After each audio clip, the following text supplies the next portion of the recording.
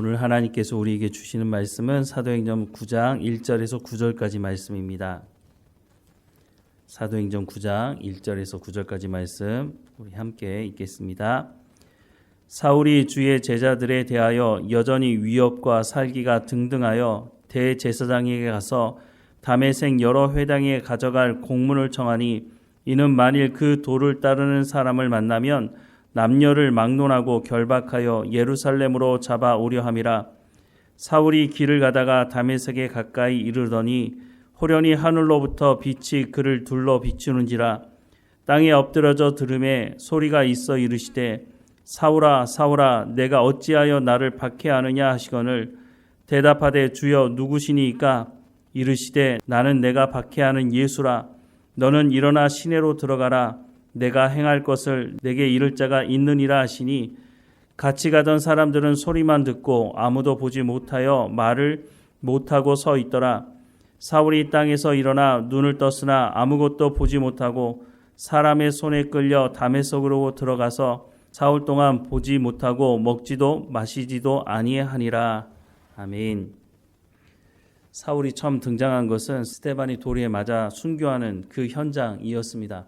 사도행전 7장 54절 이하의 말씀에 보면 그들이 이 말을 듣고 마음이 찔려 그를 향하여 이를 갈거늘 스데반이 성령 충만하여 하늘을 우러러 주목하여 하나님의 영광과 및 예수께서 하나님 우편에 서신 것을 보고 말하되 보라 하늘이 열리고 인자가 하나님 우편에 서신 것을 보노라 한데 그들이 큰 소리를 지르며 귀를 막고 일제히 그에게 달려들어 성 밖으로 내치고 돌로 칠세 증인들이 옷을 벗어 사울이라 하는 청년의 발 앞에 두니라.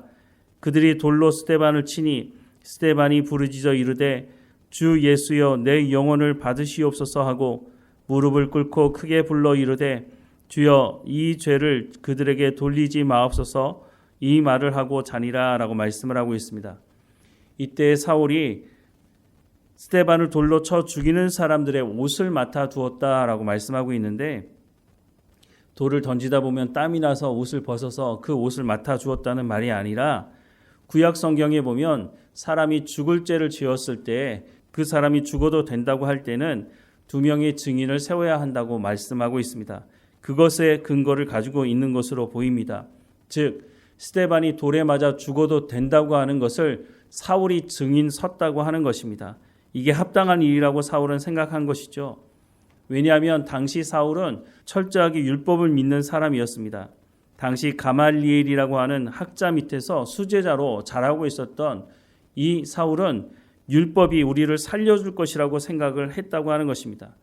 그런데 어느 날 예수라고 하는 이단의 괴수가 나타나서 예수가 구원자라고 율법이 자신들을 살려주는 것이 아니라 예수라는 사람이 우리를 살려준다고 말하니 이걸 받아들일 수가 없는 것이죠. 무엇보다 바울은 자기의 민족을 정말로 사랑했던 사람이었습니다. 로마서 10장 말씀에 보면 자신은 이방인들에게 복음을 전하고 있지만 내 민족 유대인들은 어떻게 구원을 받을 것인가? 내가 이방인들에게 복음을 전하고 있지만 내 백성들 유대인들이 구원받기를 간절히 소망한다는 말을 로마서에 담고 있는 것을 확인할 수가 있습니다. 그런데 당시의 유대인들은 왜 율법이 자신들을 살려줄 것이라고 율법이 하나님의 우편에 앉아 있고 율법이 우리를 구원할 거라고 생각을 했을까요? 이 뿌리를 찾아 올라가다 보면 바벨론 포로 시대로 올라가게 되는데요. 가나안 땅에 들어갈 때 하나님은 이스라엘 백성들에게 너희는 내 백성이니 하나님의 말씀을 듣고 순종하라고 말씀하셨습니다. 그런데 가나안 땅에 들어갔던 첫 번째 세대부터 우상을 숭배하기 시작했죠. 우상을 숭배한 이유는 다른 것 없습니다. 더 많은 풍요를 위해서 우상을 숭배했던 것이죠. 이 사람들이 광야에서 만나를 먹고 구름 기둥, 불 기둥으로 인도함 받던 사람들 아니었습니까? 아무것도 가지지 못한 사람들에게 땅도 생겼고 집도 생기고 먹을 것도 생겼으니 얼마나 감사한 일입니까? 그런데 그것에 만족하지 못하고 더 많은 것을 얻으려고 하는 그 탐욕적인 마음 때문에 하나님도 섬기고 우상도 섬기는 일이 끊임없이 일어났던 것을 봅니다. 그래서 하나님께서 하나님의 사람들을 부지런히 보내셔서 회개하고 돌이키라고 말씀하시지만 이 사람들은 거의 약 1000여 년 동안 하나님의 말씀을 듣지 않고 불순종하는 역사를 써내려갑니다. 그래서 하나님께서 마지막에는 예레미야 선지자를 통해서 성전도 무너지고 나라도 망하게 될 것이고 너희는 포로로 붙잡혀가게 될 것이라고 말씀하셨음에도 불구하고 끝까지 믿지 않았죠. 아니, 하나님이 우리를 보호하시고 저 성전이 서 있는데 우리가 망한다고? 말도 안 된다고 생각했지만 하나님은 예레미야 선지자를 통해 말씀하신 그 말씀대로 성전이 무너지고 바벨론 포로로 붙잡혀가는 일을 이스라엘 백성들이 경험하게 하셨습니다. 포로 붙잡혀간 이스라엘 백성들은 이해가 되지 않았습니다. 아니, 어떻게 온 천지 만물을 창조하신 하나님께서 우리를 선택하셨고 우리가 하나님의 백성인데 왜 이렇게 망했는가? 그제서야 깨닫게 된 것이죠. 하나님께서 하나님의 말씀을 그렇게 전하셨음에도 불구하고 그들이 하나님의 말씀을 듣고 순종하지 않았다고 하는 것을 포로 생활하면서 그제야 깨달은 것이죠. 그래서 그때부터 회당 교육이 시작이 됩니다. 철저하게 하나님의 말씀을 가르치자. 이 시작은 참 좋았는데 이들이 바벨론 포로로부터 돌아와서 성전을 짓고 난 이후의 삶을 보니까 말은 하나님의 말씀을 듣고 순종해야 된다고 하는데 그러지 못한 삶을 살았습니다. 그 와중에 바리새인 같은 사람이 등장하면서 우리가 하나님의 말씀을 철저하게 가르치고 철저하게 순종해야 된다라고 말하기 시작했습니다. 그 시작은 참 좋았는데 시간이 흐르면서 이것이 종교화되고 형식화되고 말았다고 하는 것입니다. 율법을 가르치고 율법을 지켜 행하는 것이 우리 가운데 너무너무 중요하다고 말하는 것은 정말 잘한 것이었는데 이 사람들이 시간이 가면서 율법을 형식화시키면서 율법을 또한 인격화시키면서 율법이 우리를 구원할 것이라고 말하는 이 지경까지 이르게 되었다고 하는 것입니다. 이런 영향 아래 살았던 사울도 똑같은 생각을 했습니다. 그래서 예수가 우리를 구원해 주는 것이 아니고 무엇보다 나무 위에 달려 죽은 그 사람은 저주를 받은 사람이라고 성경은 말씀하고 있는데 어떻게 나무 십자가에 달린 저 예수가 우리를 구원할 수 있느냐? 말도 안 된다고 생각을 하게 된 것이죠. 스데반이 죽은 이후에 사람들은 흩어졌습니다. 복음을 들었던 이 사람들이 흩어져서 했던 것은 다시 복음을 전하는 일이었습니다. 그 모습을 지켜보고 있던 사울이 야, 이거 그냥 내버려 뒀다가는 큰일 나겠다. 우리 민족이 이단의 괴수에게 다 넘어가겠다. 이런 생각을 하고 대제사장에게 공문까지 받아가지고 공식적으로 예수 믿는 사람들을 잡아들이는 합법적인 면허증까지 받아서 다메섹으로 가고 있었다고 하는 것입니다. 그런데 이 과정 속에서 놀라운 기독교의 한 획을 긋는 역사가 일어나게 되죠. 1절과 2절 말씀해 보면 사울이 주의 제자들에 대하여 여전히 위협과 살기가 등등하여 대제사장에게 가서 다메섹 여러 회당에 가져갈 공문을 청하니 이는 만일 이 도를 따르는 사람을 만나면 남녀를 막론하고 결박하여 예루살렘으로 잡아오려 함이라 라고 말씀하고 있습니다. 사울의 열심이 얼마나 대단했는지 알 수 있는 말씀입니다. 다른 사람들은 나서지 않았는데 사울은 이렇게 해서 우리 민족이 이단에 다 빠지면 안 되지.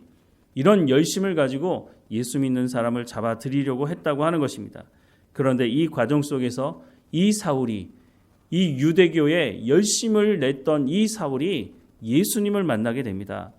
3절 이하의 말씀에 보면 사울이 길을 가다가 다메섹에 가까이 이르더니 호련히 하늘로부터 빛이 그를 둘러 비치는지라 땅에 엎드려져 들으매 소리가 있어 이르되 사울아 사울아 내가 어찌하여 나를 박해하느냐 하시거늘 대답하되 주여 누구시니까 이르시되 나는 내가 박해하는 예수라 너는 일어나 시내로 들어가라 내가 행할 것을 내게 이를 자가 있느니라 하시니 같이 가던 사람들은 소리만 듣고 아무도 보지 못하여 말을 못하고 서 있더라.